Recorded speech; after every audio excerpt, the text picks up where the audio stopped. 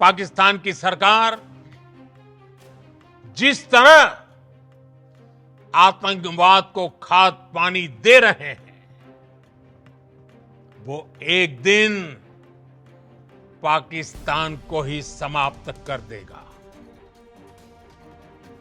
पाकिस्तान को अगर बचना है तो उसे अपने टेरर इंफ्रास्ट्रक्चर का सफाया करना ही होगा। इसके अलावा शांति का कोई रास्ता नहीं है। अगर पाकिस्तान से बात होगी तो टेररिज्म पर ही होगी। अगर पाकिस्तान से बात होगी तो पाक ऑक्युपाइड कश्मीर पीओके उस पर ही होगी। नमस्कार, मैं हूं आपके साथ कविता राणा। ऑपरेशन सिंदूर के बाद पहली दफा जब देश के प्रधानमंत्री ने देश को संबोधित किया, पड़ोसी मुल्क पाकिस्तान बेनकाब हो गया पूरी तरीके से। पाकिस्तानी हुकूमत और आर्मी दोनों का छल कपट पकड़ा गया, झूठ के गुब्बारे फुस हो गए और औकात सबके सामने आ गई। पीएम मोदी साफ कर चुके हैं कि 3 दिनों के अंदर जवाबी कार्रवाई में पाकिस्तान की गर्दन इस कदर मरोड़ी, पूरा का पूरा मुल्क छटपटाने लगा, दुनिया से मदद की गुहार लगाने लगा, जिस कारण युद्ध विराम घोषित करना पड़ा। हालांकि पाकिस्तान के खिलाफ भारत की कार्रवाई को स्थगित किया गया है, खत्म नहीं। और अब अगर पाकिस्तान की तरफ से आतंकी कार्रवाई होती है तो फिर उसे भारत के खिलाफ युद्ध की कार्रवाई मानी जाएगी। और ऐसे में सवाल देखिए यही उठता है कि अब अगर युद्ध हुआ तो पाकिस्तान का अंत होगा या फिर अखंड भारत की नींव रखी जाएगी।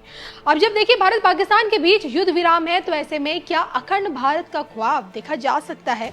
युद्ध विराम के बीच अखंड भारत को लेकर शंकराचार्य की भविष्यवाणी क्या कहती है, देखिए इस पर हमारी ये खास रिपोर्ट। युद्ध विराम के बीच मोदी का अगला मिशन। युद्ध विराम के बीच शंकराचार्य की भविष्यवाणी। युद्ध विराम के बीच अखंड भारत का जिक्र। देखिए सिर्फ और सिर्फ धर्म ज्ञान पर। पूरी पीठ शंकराचार्य निशिलानंद सरस्वती महाराज संत समाज से आने वाली एक ऐसी पूजनीय शख्सियत है जिनका नाम बड़े ही आदर के साथ लिया जाता है। इनकी कई बातों को नजरअंदाज नहीं किया जा सकता। भले ही 2 देशों के बीच युद्ध विराम लागू हो, लेकिन शंकराचार्य की माने तो युद्ध रोका नहीं जा सकता। भगवान श्री कृष्ण भी युद्ध को रोकने में विफल रहे थे। शंकराचार्य ये मानते हैं कि शांति का प्रयास करना चाहिए, लेकिन अपने अस्तित्व की रक्षा के लिए युद्ध बहुत ज्यादा जरूरी है। जब बात पाकिस्तान की आती है तो वहां शंकराचार्य को लाचारी, गरीबी, बेबसी नजर आती है, जिन्हें छुपाने के लिए पाकिस्तान भारत पर आतंकी हमले करवाता है। हालांकि देखिए इन सब के बीच शंकराचार्य निशिलानंद सरस्वती महाराज अखंड भारत की तस्वीर भी दिखा रहे हैं। शंकराचार्य न सिर्फ पाकिस्तान बल्कि बांग्लादेश, नेपाल, बर्मा, श्रीलंका, भूटान, इन सबको अखंड भारत में देखते हैं।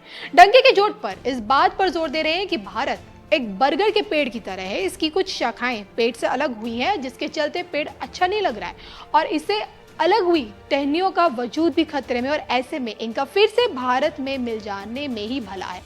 इनका वजूद अखंड भारत में ही सबसे ज्यादा सुरक्षित है, ऐसा शंकराचार्य जी का कहना है। लेकिन सवाल देखिए यही उठता है कि आखिरकार शंकराचार्य इस समय अखंड भारत पर जोर क्यों दे रहे हैं? दरअसल देखिए शंकराचार्य ये मानते हैं कि भारत से सटे जितने भी देश हैं उन सभी के पूर्वज सनातनी हिंदू थे, और इसी तर्क पर शंकराचार्य अखंड भारत का सपना आम जनमानस को इस वक्त दिखा रहे हैं। लेकिन क्या पीएम मोदी के रहते सोचिए भविष्य में क्या ये मुमकिन है अखंड भारत वाला सपना? आप क्या सोचते हैं? कमेंट करके बताइएगा जरूर। साथियों, हर प्रकार के आतंकवाद के खिलाफ हम सभी का एकजुट रहना,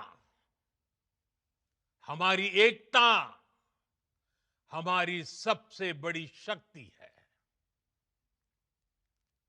निश्चित तौर पर ये युग युद्ध का नहीं है, लेकिन ये युग आतंकवाद का भी नहीं है। टेररिज्म के खिलाफ जीरो टॉलरेंस, ये एक बेहतर दुनिया की गारंटी है। साथियों, पाकिस्तानी फौज, पाकिस्तान की सरकार जिस तरह आतंकवाद को खाद पानी दे रहे हैं, वो एक दिन पाकिस्तान को ही समाप्त कर देगा। पाकिस्तान को अगर बचना है तो उसे अपने टेरर इंफ्रास्ट्रक्चर का सफाया करना ही होगा। इसके अलावा शांति का कोई रास्ता नहीं है। भारत का मत एकदम स्पष्ट है। टेरर और टॉक एक साथ नहीं हो सकते। टेरर और ट्रेड एक साथ नहीं चल सकते। और पानी और खून भी एक साथ नहीं बह सकता। मैं आज विश्व समुदाय को भी कहूंगा, हमारी घोषित नीति रही है, अगर पाकिस्तान से बात होगी तो टेररिज्म पर ही होगी। अगर पाकिस्तान से बात होगी तो पाक ऑक्युपाइड कश्मीर, पीओके, उस पर ही होगी। प्रिय देशवासियों, आज बुद्ध पूर्णिमा है। भगवान बुद्ध ने हमें शांति का रास्ता दिखाया है। शांति का मार्ग भी शक्ति से होकर जाता है। मानवता शांति और समृद्धि की तरफ बढ़े, हर भारतीय शांति से जी सके, विकसित भारत के सपने को पूरा कर सके, इसके लिए भारत का शक्तिशाली होना बहुत जरूरी है।